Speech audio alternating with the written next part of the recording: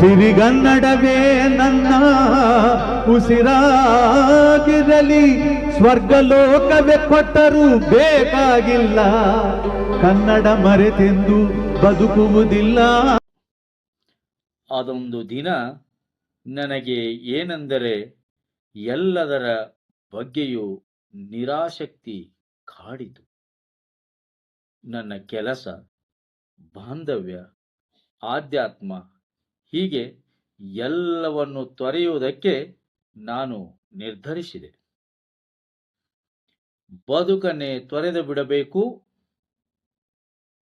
ಎಂದು ನನಗನಿಸಿತು. ಆದರೆ ಕೊನೆಗೆ ಒಂದು ಬಾರಿ ಮಾತನಾಡು ಎಂದು ದೇವರು ನನಗೆ ಆದೇಶಿಸಿದಂತೆ ಆಯಿತು.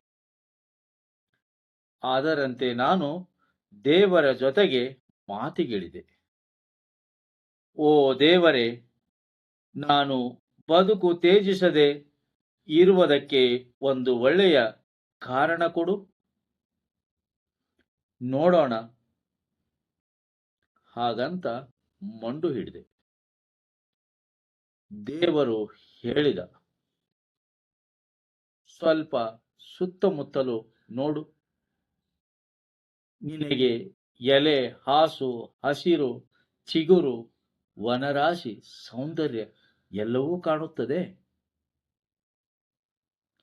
ಆಗ ನಾನೆಂದೆ, ಹೌದು, ನಿಜ, ಎಲ್ಲವೂ ಕಾಣುತ್ತಿದೆ. ಅದಕ್ಕೇನೀಗ ಎಂದು ಮರುಪ್ರಶ್ನಿಸಿದೆ. ದೇವರು ವಿವರಣೆಗೆ ಇಳಿದ. ನಾನು ಬಿದುರಿನ ಬೀಜವನ್ನು ಹಸಿರಿನೊಂದಿಗೆ ಬಿತ್ತಿದಾಗ ಅದಕ್ಕೆ ಬೇಕಾದ ಎಲ್ಲ ಕಾಳಜಿಗಳನ್ನು ತೆಗೆದುಕೊಂಡೆ. ಅದಕ್ಕೆ ಬೆಳಕು ಕೊಟ್ಟೆ, ನೀರು ಹರಿಸಿದೆ. ಹಸಿರೇನು ಭೂಮಿಯ ಮೇಲೆ ಚೆಲ್ಲಿಕೊಂಡಿತು. ಆದರೆ ಬೀಜದಿಂದ ಮೊಳಕೆಯೊಡೆದು ಒಂದೇ ಒಂದು ಕುರುಹು ಮಾತ್ರ ಬರಲಿಲ್ಲ. ನನಗೆ ಬೇಜಾರಾಯಿತು. ಆದರೆ ಬಿದಿರಿನ ಬಗ್ಗೆ ನಾನು ತಾತ್ಸಾರ ತಾಳಲಿಲ್ಲ. 2ನೇ ವರ್ಷಕ್ಕೆ ಕಾಲಿರಿಸಿದೆ. 2ನೇ ವರ್ಷಕ್ಕೆ ಕಾಲಿರಿಸಿದ ಸಂದರ್ಭದಲ್ಲೂ ಹಸಿರಿನ ಹೊದಿಕೆ ಕಂಗೊಳಿಸಿತು. ಬಿದಿರಿನ ಟಿಸಿಲು ಕಾಣಲೇ ಇಲ್ಲ.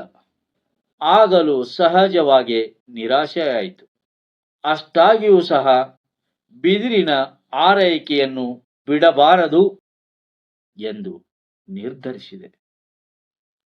3 ಹಾಗೂ 4ನೇ ವರ್ಷಗಳಲ್ಲಿಯೂ ಕಾಡಿದ್ದು ಹತಾಶೆಯೇ. ಆದರೆ ನಾನು ನಿರ್ಧರಿಸಿಬಿಟ್ಟಿದ್ದೆ. ಆಯುಷ್ಯಕ್ತಿ ಮನೆಮದ್ದು, ಸಂಧಿ ನೋವಿಗೆ ನೈಸರ್ಗಿಕ ಪರಿಹಾರ. ಸಂಧಿ ನೋವು, ಮೊಣಕಾಲು ನೋವು, ಬೆನ್ನು ನೋವು, ಕೈ ಕಾಲು ನೋವು ಕಾಡುತ್ತಿದೆಯೇ ನಿಮಗಾಗಿ 100% ನೈಸರ್ಗಿಕ ಮನೆಮದ್ದು. ಯಾವುದೇ ಅಡ್ಡ ಪರಿಣಾಮ ಇಲ್ಲ, ಹಳೆಯ ಸಂಧಿ ನೋವಿಗೂ ಉಪಯುಕ್ತ ಇದು. ಕೊನೆಯ ಅವಕಾಶ ಹಿಂದೆ ಉಪಯೋಗಿಸಿ ನೋಡಿ, ಉತ್ತಮ ಫಲಿತಾಂಶ ಖಾತರಿ. The incomparable. ಬಿದಿರಿನ ಬಗ್ಗೆ ಆಸಕ್ತಿಯನ್ನು ಮುಕ್ಕಾಗಿಸಿಕೊಳ್ಳುವ ಪ್ರಶ್ನೆಯೇ ಇಲ್ಲ. 5ನೇ ವರ್ಷದಲ್ಲಿ ಮೆಲ್ಲಗೆ ಒಂದು ಟಿಸಿಲೊಡೆದೇ ಬಿಟ್ಟಿತು. ಹಸಿರೆಲೆಗೆ ಹೋಲಿಸಿದರೆ ಅದು ತುಂಬಾ ಚಿಕ್ಕದಾಗಿ ಕಾಣುತ್ತಿತ್ತು. ಅನಂತರ 6-7 ತಿಂಗಳಲ್ಲಿಯೇ ಬಿದಿರು 3 ಗೇಣು ಬೆಳೆದಿತ್ತು. ಅಷ್ಟು ದಿನಗಳ ಕಾಲ ವಿಕಸನವೇ ಇಲ್ಲದೆ ಇದ್ದಿತು ಅಂತ ಅರ್ಥವಲ್ಲ. 5-6 ವರ್ಷಗಳ ಕಾಲ ಅದು ಭೂಮಿಯಲ್ಲಿ ತನ್ನ ಬೇರನ್ನ ಬಲವಾಗಿ ಬಿಡುವ ಪ್ರಯತ್ನವನ್ನು ಮಾಡಿತು. ಅದರಲ್ಲಿ ಸಫಲತೆಯನ್ನು ಕಂಡಿತು. ಅನಂತರವೇ ಅದು ಮೇಲೆದ್ದಿತು.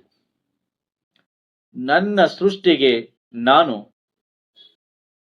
ಅವು ಸಾಧಿಸಲಾಗದ ಯಾವುದೇ ಸವಾಲನ್ನು ಒಡ್ಡುವುದಿಲ್ಲ. ನಿನಗೆ ಗೊತ್ತಾ ಮಗು, ನೀನು ಕಷ್ಟ ಅಂದುಕೊಂಡಿದ್ದ ಎಲ್ಲ ಹಂತಗಳಲ್ಲಿ ನೀನು ಮಾಡುತ್ತಿದ್ದದ್ದು ಜೀವನದಲ್ಲಿ ಗಟ್ಟಿಯಾಗಿ ಬೇರು ಬಿಡುವ ಕೆಲಸವನ್ನು. ಇಲ್ಲಿ ಬಿದಿರಿಗೂ ಒಂದು ಜವಾಬ್ದಾರಿ ಇದೆ, ಹುಲ್ಲು ಹಾಸಿಗೂ ಸಹ ಇದೆ. ಅವೆಲ್ಲವೂ ಸೇರಿ ಈ ಕಾಡನ್ನು ಹಸಿರಾಗಿಸಿವೆ. ನಾನಂತೂ ಇಲ್ಲಿ ಯಾರನ್ನು ಕೈ ಬಿಡುವ ಪ್ರಶ್ನೆಯೇ ಇಲ್ಲ. ನೀನು ಈಗ ಬಿದಿರಿನ ಹಾಗೆ ಎತ್ತರವಾಗಿ ಬೆಳೆದಿದ್ದೀಯ. ನಾನು ಈ ಭೂಮಿಯ ಮೇಲೆ ಇರಬಾರದು, ಈ ಜೀವನವನ್ನು ಇಲ್ಲಿಗೆ ಮುಗಿಸಬೇಕು ಅಂದುಕೊಂಡಿದ್ದೆ. ಆದರೆ ದೇವರ ಮಾತನ್ನು ಕೇಳಿದ ನಂತರ ನಾನು ಬದಲಾದೆ. ದೇವರು ಸೃಷ್ಟಿ ಪ್ರಪಂಚ ಎನ್ನುವ ಬೃಹತ್ ನಾಟಕದಲ್ಲಿ ನಮ್ಮ ಪಾತ್ರ ಬರುವವರೆಗೂ ನಾವು ಕಾಯಲೇಬೇಕು. ಆತುರ ಅವಸರ ಯಾವುದು ನಡೆಯುವುದಿಲ್ಲ, ಎಲ್ಲವೂ ಪೂರ್ವ ನಿರ್ಧಾರಿತ. ಪ್ರತಿ ದಿನದ ಪ್ರತಿ ಕ್ಷಣದ ಜೀವನವನ್ನು ಧೈರ್ಯವಾಗಿ ಎದುರಿಸಬೇಕು, ಬಾಳಬೇಕು, ಬದುಕಬೇಕು, ಭವ್ಯವಾದ ಭವಿಷ್ಯವನ್ನು ಕಾಣಬೇಕು ಎಂದು ನಿರ್ಧರಿಸಿದೆ. ದೇವರ ಮಾತನ್ನು ಕೇಳಿದೆ. ದೇವರೇ ನನಗೆ ದಾರಿ ತೋರಿಸಿದರು. ಪ್ರತಿಯೊಬ್ಬರ ಜೀವನದಲ್ಲಿ ಹಲವಾರು ಕಷ್ಟಗಳು ನಿರಂತರ ಬರುತ್ತವೆ. ಆದರೆ ಕಷ್ಟವೇ ಜೀವನ, ಇನ್ನು ಮುಂದೆ ಈ ಕಷ್ಟ ಬೇಡ ಎಂದು ಅಂತ್ಯಕ್ಕೆ ಹೊರಟರೆ ಅಂದೇ ಅಂತ್ಯವಾಗುತ್ತದೆ. ಆದರೆ ಜೀವನ ಅದಲ್ಲ. ಪುರಂದರದಾಸರು ಹೇಳಿದ್ದಾರೆ, ಈಸಬೇಕು ಇದ್ದು ಜಯಿಸಬೇಕು ಎಂದು. ಹಾಗೆ ಎಲ್ಲ ಕಷ್ಟಗಳನ್ನು ನಿವಾರಿಸಿಕೊಳ್ಳುತ್ತಾ ಮುಂದೆ ಮುಂದೆ ಮುಂದೆ ಮುಂದೆ ಸಾಗುತ್ತಾ ಬದುಕಿನ ಅಂತ್ಯಕ್ಕೆ ನಡೆಯಬೇಕು. ಮಧ್ಯದಲ್ಲಿ ಓಡಿ ಹೋಗುವುದು ಜೀವನವಲ್ಲ, ಬದುಕುವುದು ಜೀವನ. ನಮಸ್ಕಾರ. ಸತ್ಯವಿದು ಕನ್ನಡ ನಾಡಲಿ ಹುಟ್ಟಲು ಪುಣ್ಯವು ಬೇಕು. ದೇವರ ದಯೆಯಿಂದಲೇ ಈ ಭಾಗ್ಯವು ದೊರೆತರೆ ಸಾಕು. ಹೈ